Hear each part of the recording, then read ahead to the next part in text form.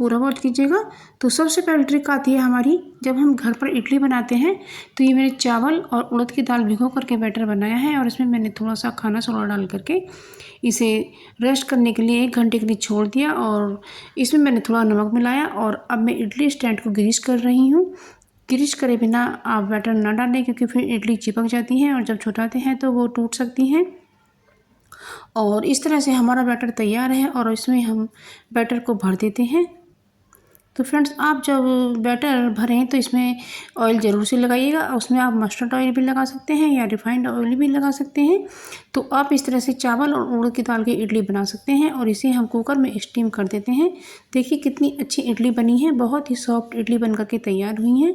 तो फ्रेंड्स, आप भी इस तरह से कर सकते हैं और घर पर बहुत अच्छी इडली बन करके तैयार हो जाती है। और हमने ये बिना दही और बिना इनो के ही हमने इडली बनाई है। देख सकते हैं आप कितनी सॉफ्ट बनी है। तो इसी तरह से आप भी कीजिएगा। अब ये अगली ट्रिक आती है हमारी मसालों को लेकर। तो ये जो हमारे मसाले के पैकेट होते हैं इन्हें हम यूज़ करके खोल कर रख देते हैं और इनमें नमी जाती रहती है, जिससे हमारा मसाला ख़राब हो सकता है। तो आप इस पर टेप लगाएं, इस तरह से ना रखें तो आपका मसाला बच सकता है। और इसको एक प्लास्टिक के डब्बे में रख दें तो आपके मसाले के अंदर बिल्कुल भी नमी नहीं जाएगी और ना ही इसमें कीड़े पड़ेंगे। आप इसे दोबारा यूज़ कर पाएंगे, तो इससे आपके पैसों की बचत होगी। तो अब ये जो खाली कंटेनर आते हैं तो इन कंटेनर को आप बिल्कुल भी ना फेंकें, ये बहुत ही यूज़फुल हो सकते हैं। क्या होता है फ्रेंड्स, जब हमें कोई चीज़ रखनी होती है फ्रिज में तो हम उसमें कटोरी और प्लेटें रख देते हैं और किचन में हमें बर्तन कम लगने लगते हैं। तो इस तरह से इन डब्बों का यूज कीजिएगा। तो इसमें मैंने थोड़ा सा ऑयल लगाया है और इसमें मैं अपना आटा रख रही हूँ। तो इस तरह से रख करके इसके ऊपर ढक्कन लगा देती हूँ। तो इसमें जब मैं आटे को रखूँगी तो मेरे जो बर्तन हैं वो फ्रिज में बिल्कुल भी नहीं जाएंगे। तो इस तरह से आप ऐसे कंटेनर का यूज़ कर सकते हैं, ये बहुत ही यूज़फुल हो सकते हैं। अगली ट्रिक आती है हमारी, जो हमारा ये बिस्कर है इसको हमें किस तरह से साफ़ करना है। तो फ्रेंड, जब आप बिस्कर से कुछ काम करें तो उसे हाथ के हाथ ही साफ़ कर देना चाहिए, नहीं तो ये सूख करके इसके जो तार है इसमें जम जाता है और फिर इसे निकालना मुश्किल हो जाता है। तो हम क्या करेंगे, सबसे पहले लेता है एक लोटा, क्योंकि इस तरह का बर्तन हमें लेना है जिसमें बिस्कर डूब जाए और इसमें हमें डालना है पानी और इस तरह से रख कर के इसे हमें इस तरह से चला देना है। आप देखेंगे कि जो इसका आटा है वो सब बाहर निकल गया है। और इसके बाद में यदि थोड़ा सा रह जाता है तो हमें लेना है टूथब्रश और इससे हमें अपने बिस्कर को साफ़ करना है। और टूथब्रश हमें ख़राब नहीं लेना है, हमें एक साफ़ सुथरा टूथब्रश ही रख लेना है। और आप देख सकते हैं कि बिस्कर हमारा कितना साफ़ हो गया है। आप चाहें तो इसे थोड़ा डिस्पोज से भी साफ़ कर सकते हैं। मेरी अगली ट्रिक आती है साबुन को लेकर। तो फ्रेंड्स, हमने एक बाउल ली है और उसमें इस साबुन को खोलकर हमने रख दिया है। तो हम आपको इसका बहुत बढ़िया सा यूज़ आपको बताते हैं, क्योंकि जो हमारी शू रैक होती है और उसमें शू रखे रहते हैं और उसमें बहुत गंदी स्मेल आती रहती है। तो इसको हमें रखना है शू रैक के अंदर। क्या होता है कि जो जूते होते हैं उनमें से बहुत गंदी स्मेल होती है, तो वो स्मेल बिल्कुल भी नहीं आएगी। तो इस साबुन की स्मेल में वो स्मेल खो जाएगी। तो ये बहुत ही यूज़फुल सी ट्रिक है, आप इसे ज़रूर से करके देखिएगा फ्रेंड्स। अब ये नेक्स्ट टिप आती है हमारी सेमोलिना को लेकर। ये जो सेमोलिना होती है यानी कि सूजी, तो गर्मियों का मौसम है तो इस मौसम में कीड़े भी पड़ने का खतरा पड़ा रहता है। और इसको चला करके चम्मच से इस तरह से करके आप इसे सेव करके ऐसी जगह रखना है जहाँ पर इसमें कीड़े ना पड़ें। और ये चम्मच देखने में तो लकड़ी का लगता है लेकिन ये गत्ते का बना होता है। तो इसको हमने इसके अंदर ही डाल दिया है क्योंकि इसके अंदर मॉइस्चर आएगा तो ये सोख लेगा। और इसे हमने फ्रिज के अंदर रख दिया है और इसमें हमारी सूजी बिल्कुल भी तो सबसे पहली ट्रिक है मेरी ये, मैंने ये बड़ा दिया ले लिया है।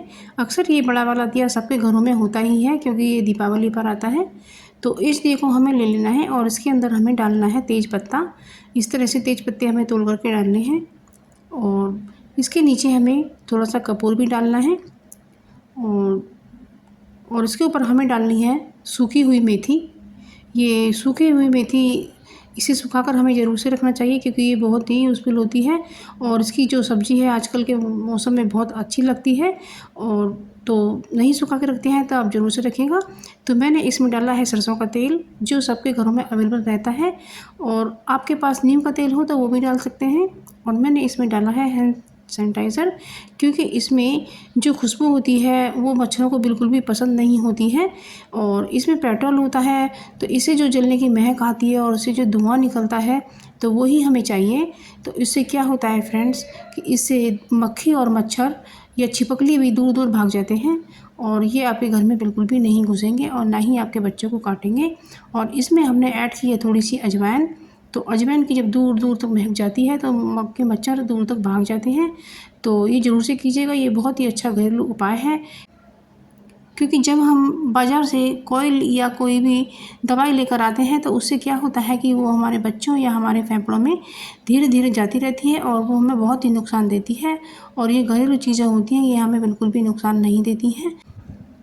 और इसी तरह से हमें धुआं करना है ताकि कोने में छिपे मच्छर बाहर निकल सकें। अब ये फ्रेंड्स गर्मियों का मौसम है और मच्छर भर भर के आने लगे हैं गैस पर। और इसमें हम 2 चम्मच सरसों का ऑयल डाल रहे हैं। तो मैंने ऐड की है इसमें अजवाइन, क्योंकि मच्छरों को अजवाइन की महक बिल्कुल भी पसंद नहीं होती है। और इसमें मैंने तेज पत्ता भी डाला है, थोड़ी दालचीनी भी ऐड की है और 2 काली मिर्च भी ऐड की हैं। और जब इसे हम जलाएंगे तो इसका जो अरोमा निकलेगा, इससे मक्खी मच्छर भाग जाएंगे और मच्छर हमें बिल्कुल भी नहीं काटेंगे। और इसे कर दिया है और एक रुई की बाती हम बना लेते हैं, क्योंकि जब ये जलेगा तो जो इससे धुआं निकलेगा उससे मक्खी मच्छर भाग जाएंगे और हमें कमरा बंद करने के बाद ही इसे जलाना है।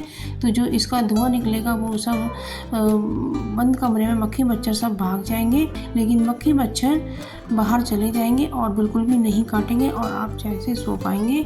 तो ये बहुत ही यूज़फुल सी ट्रिक है, आप इसे ज़रूर से फॉलो करिएगा, आप पाएंगे कि इससे बहुत ही अच्छा। हेलो एवरीवन, स्वागत है आपका मेरे चैनल में। और आज मैं आपके लिए एक नई यूज़फुल वीडियो लेकर आ चुकी हूँ। तो सबसे पहले ट्रिक है हमारी हलवे को लेकर। तो जब हम हलवा बनाते हैं तो चीनी और पानी का जो हम घोल बनाते हैं वो हमारा एकदम रच जाना चाहिए। कुछ लोग क्या करते हैं, इसी तरह से कच्चे पानी में हलवा डाल देते हैं तो वो अच्छा नहीं बनता है। तो हमें पानी को पहले अच्छे से खौलाना है और उसके बाद ही हमें उसमें सूजी को ऐड करना है। तो आप देखेंगे कि आपका जो हलवा है ना वो खिला खिला बहुत ही अच्छा बनेगा और उसका टेस्ट भी बढ़कर आएगा। तो आप मेरे चैनल पर नए हैं तो मेरे चैनल को सब्सक्राइब कीजिएगा और मेरी वीडियो पसंद आने पर उसे लाइक शेयर कमेंट कीजिएगा और वीडियो में पूरा बने रहिएगा। तो आप देखेंगे कि इसमें इतनी अच्छी आपको मैंने ट्रिक बताई है कि आपके बहुत यूज़फुल होने वाली हैं। तो इसलिए वीडियो को पूरा देखिएगा। तो आप देख सकते हैं कि मेरा जो हलवा है कैसा बना है। तो हमें इसी तरह से रखना है और अब हमने प्लेट में इसे ठंडा कर लिया है और हमें सबसे पहले अपने कान्हा जी का भोग लगाना है। और इस पर मैंने 1 चम्मच देसी घी डाला है और इसमें तुलसी जी का पत्ता रखना हमें ज़रूरी है, क्योंकि तुलसी जी के बिना भगवान भोग नहीं लेते हैं। तो हमने हलवे को थोड़ा ठंडा किया है और अब मेरे कान्हा जी को आप देख सकते हैं, दर्शन कर सकते हैं उनका।